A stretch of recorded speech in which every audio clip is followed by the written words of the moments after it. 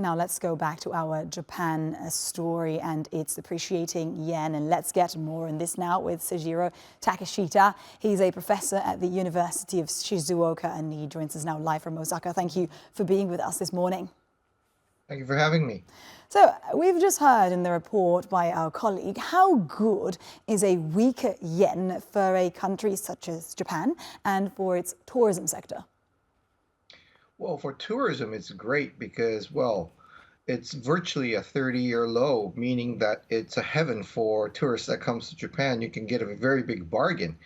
And inbound tourism is something that we rely very heavily nowadays because, well, from 2012 to 2019, the inbound spending has increased by fivefold.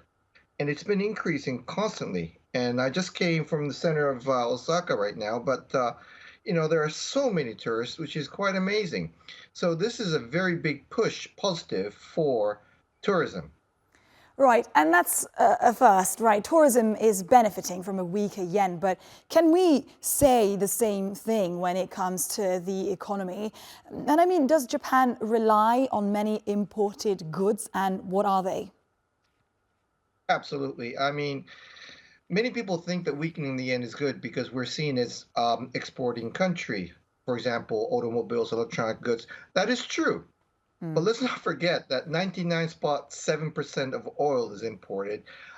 Metals are imported. Semiconductors are imported. We only have 63% of self-sufficiency rate on our food side. Calorie base is only 38, meaning that this is a country that is extremely heavily reliant on imports as well. So obviously, with the weakening of the yen, what we're going to see is prices rise. And we've had an increase of our wages for the first time in 20 years, but that's going to be wiped off quite easily if we're going to see continuous strong inflation caused or exacerbated by the weakening of the yen.